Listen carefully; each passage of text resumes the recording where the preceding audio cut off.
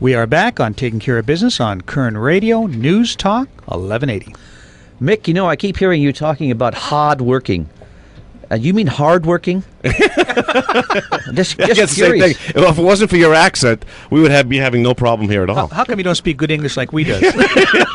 I joined the Navy in '81, and my wife and I were both from the same hometown, Haverhill, Massachusetts, about 30 miles north of Boston. John Paul Jones's Navy? Or? Yeah, that's the one. That's the one. Well, just about. So sometimes I feel it. So the military brought you to California? Yeah, 27 years of being stationed across the globe, and then my last duty station being in Ridgecrest. My wife and I, we retired.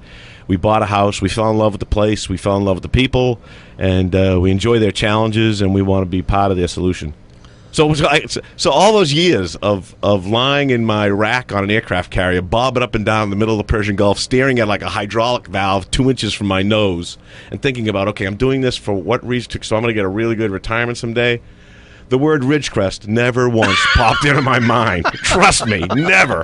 Especially being on water. Right. But now you be here. Right, here I am. And we love it. We really enjoy being here. You really like California? You like Ridgecrest? We love Ridgecrest. Sacramento we have problems with. I think that's the most unattractive part of being in California is the politics. City's beautiful. It's politics. Yeah, absolutely. It's the way things are being done, managing by referendum. Sure. Because you can't do it, so you bring it back to the people. Yeah. So you look at that, and what motivated me to do this was bringing that that state, seeing what's happening in the state, see what's happening in the national levels, and trying to ensure that doesn't happen in my backyard. What rank did you get out of the military? Captain. You were captain. Okay. 06, yeah. And that's equivalent to what in the Army or Marines? Colonel. There is no equivalent. Are you kidding me? The Marines maybe, the Army, no, I'm sorry. Actually, it's a full bird colonel. Full bird colonel. Roy, I want to have you on the show. A full bird colonel. Full bird colonel. So there really is an equivalent, isn't there? Yes, there is. Hey, recently, excuse me, Marty, but recently the supervisors voted to rescind their 6% raise. I saw that this morning in the paper. Now, you have a pension. Are you going to need the money that the county pays? I'm not doing this for money. I don't even know. Actually, to be honest with you, I read it in the paper. I have no idea what the salary of a supervisor. I think it's 6 digits, but I'm not sure. It's right around that area. Okay, another question 119, I think it is. Really? Yeah, I think it is. I think it's 119,000. I didn't know that. Another question is, you have full military benefits. Correct. So would you be willing to waive the benefits that the county has? I haven't even thought about it. I would be willing to do whatever I need to do to make sure that. See, what I think is that I should be paid exactly what I need to be paid in order to perform my duties as Kern County Supervisor. Not 1 penny more, not 1 penny less. But I don't think you qualify for a pension if you only serve 4 years. Oh, I don't know about a pension. I'm talking about the medical benefits. Oh, I'm not going to need those. That's what I meant. You're not going to need them, so you won't take them. No, I don't need them. Good. There's a lot of things that I won't need and I won't get. I don't need. So what do you think you bring to the position of supervisor? I think I bring fresh, new ideas and a new perspective. I think I bring leadership experience that nobody else brings, and I think I bring a track record of success that I can demonstrate, whether it's my family, my wife, my career in the Navy, what I've done after I've retired from the Navy, and I want to bring all those skills and talents and whatever they may be to the benefit of Kern County. Now, you're a young guy. 32. What's your 27 years in the Navy? Yeah. Compared to Marty, you're a young guy. Let's put that way. What is your future goals after you serve the 4 years here at the county? Well, I'm not going to limit myself to 4 years, but I will tell you that there will be maybe 2 terms. I don't know. But I have no thoughts at all or desires to go to state assembly or state senate. I have no political ambitions whatsoever. None. And I'm too old to have those. So by the time I'm finished my first term, I'm going to be in my 60s. And if I were to go to 2, I'm going to be over 65. So I have no interest in political career, if that's your question. Yeah, that was really my question. We want to make sure people that serve musical chairs, stay. People playing musical chairs in the state of California and all over this country. And that's one of the biggest problems with our American politics today is that people get in, they wiggle around, they find all these places, they find their comfort zones, and they find it's a human dynamic. It's what people normally do, where they just find places where they can go and don't have to perform or do the minimal required to perform. And that's not what we need in politics. We need people to go in with energy, with some ideas and some desires to perform, and then to get out, get back to their job, and get back to making a living the way they were before they entered. Exactly. We're having a conversation with Mick Gleason, First District Supervisor candidate. Mick, I'm sure you have a lot of contributors to your candidacy. What about unions? No. No unions? None. Would you accept money from No. unions? And why not? Not that they're bad things. It's just that I don't want any decisions I make on as a board of supervisor to be influenced by any contributions that somebody gave me. There's some owing of something to a union. How about large corporations?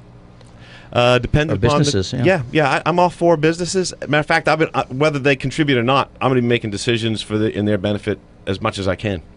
So yes, I would take money from businesses.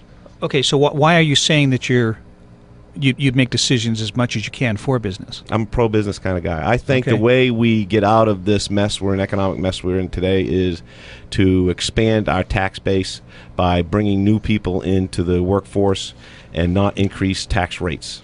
So I would be making decisions based generally on making our government smaller and taking less of a role in our way of life, and making businesses and individuals, empowering businesses and individuals to perform as the best they can. What about a part-time supervisor position? I really haven't given a lot of thought to that. I don't know enough to make an official comment. I don't know enough about that. Well, we just talked to Michael Reagan a little while ago, and he's pushing a proposition to make the legislature in that. California part-time. Well, they were. They I know they were, for yeah. a year, till the 70s, and we were doing fine. Yeah. And I think, if I'm not mistaken, the majority of states have part-time legislatures. 41. Yeah, so I'm thinking, I'm scratching my head, why are we paying all these millions of dollars for these legislatures to make bad decisions for us? So why not drop that right down I to don't the know. supervisor? It could be. It could be. I'm not. I would be open-minded to that. I would consider that and look and to eagerly find a good solution. Another question, how about outsourcing some of the responsibilities the county has to independent businesses? I think it's a great idea. Great.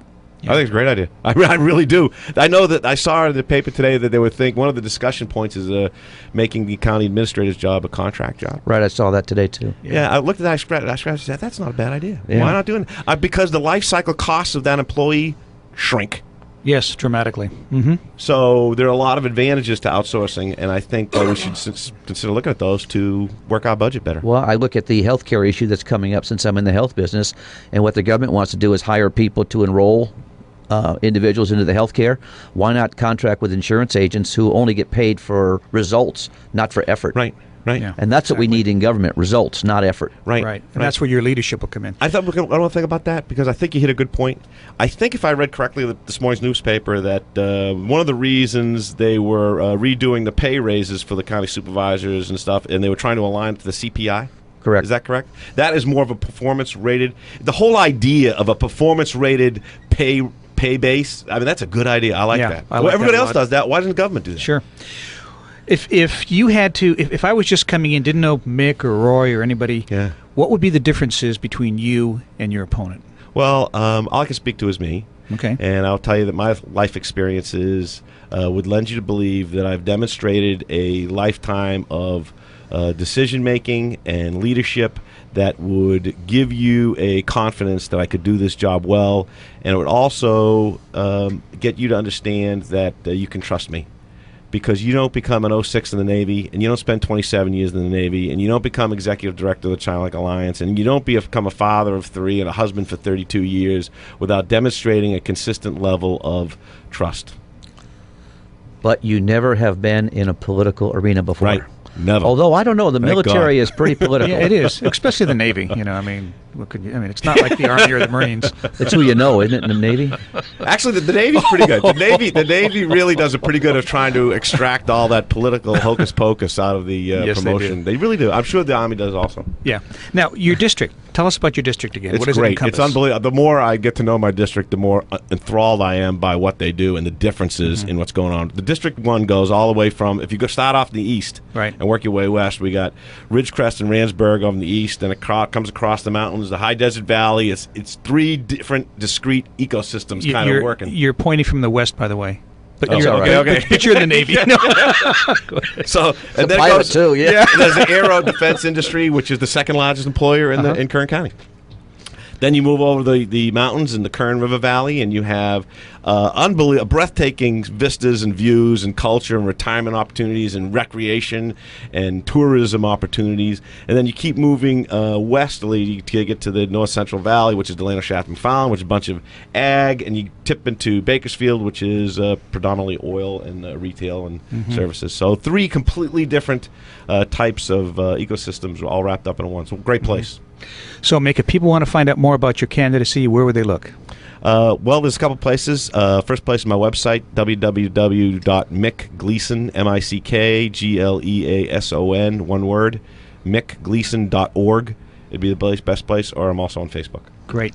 Mick, thanks for taking the time. Yeah, really you guys are appreciate it. great. And lots of you luck. guys are great. Thank you very much. Appreciate it. We'll be back in 167 hours on Taking Care of Business on Kern Radio, News Talk, 1180.